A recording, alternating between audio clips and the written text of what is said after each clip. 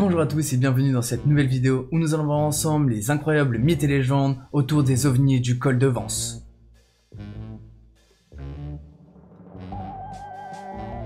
Dans l'arrière-pays niçois que nous pouvons retrouver un site chargé de mystères et d'histoires, autrefois appelé la vallée du diable.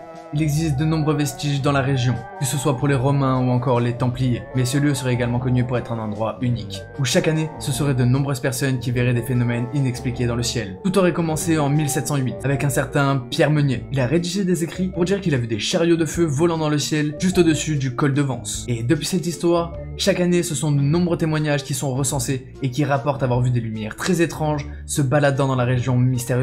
L'un des témoignages les plus mystérieux et convaincants est peut-être celui de Pierre Brix, qui rapporte avoir vu un objet physique apparaître dans le ciel. Donc ça faisait vraiment un truc gigantesque et ça avançait très lentement, c'était même majestueux.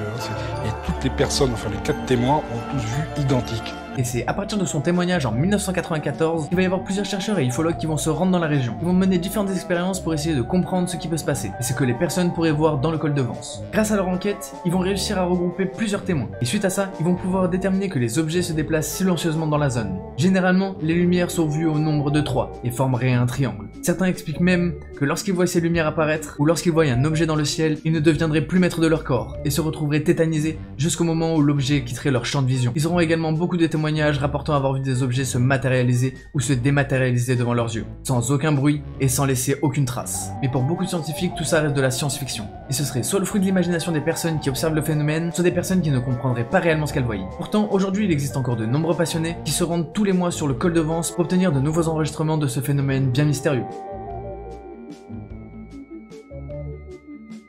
Du coup, il va y avoir des scientifiques, des astronomes et d'autres professionnels qui vont se pencher sur les différents cas qu'il y a eu dans la région. Ils vont étudier les différents enregistrements qui ont été faits et se rendre sur place pour essayer de comprendre ce phénomène. Pour éviter toute confusion et ne rien laisser au hasard, ils iront même jusqu'à enregistrer les heures de passage de chaque satellite dans la région. Et ils vont avancer beaucoup d'hypothèses différentes. Que ce soit un phénomène météorologique explicable, des extraterrestres qui chercheraient quelque chose d'étrange dans la région, ou encore des essais militaires d'une technologie qui souhaiterait garder secrète, à ce jour personne n'a encore donné d'explication rationnelle et formelle sur l'origine de ces points lumineux. En plus, il y a régulièrement la presse locale et nationale qui relance le débat sur cet étrange mystère. En 1979, un service d'experts des phénomènes scientifiques rares a été formé au sein du CNES pour traiter les témoignages qui ont été recueillis dans cette zone. Eux aussi vont organiser différents groupes d'enquête qui sont envoyés sur place pour essayer de comprendre le phénomène. Et à la suite de leur enquête, ils arriveront à déterminer que seulement 13% des cas seront considérés comme authentiques et pouvant être considérés comme des cas de phénomènes non identifiés. Pourtant aujourd'hui, malgré toutes les recherches qu'il y a eu dans la région, il n'y a encore aucune explication rationnelle qui peut être donnée. Et le sujet est souvent traité comme un sujet mineur qui prête à rire. Pourtant, chaque année, ce sont de nombreux éléments qui sont apportés au dossier. Et beaucoup prétendent que tous ces éléments permettraient aujourd'hui de dire qu'il y a bel et bien un phénomène inexplicable qui se passe dans notre ciel.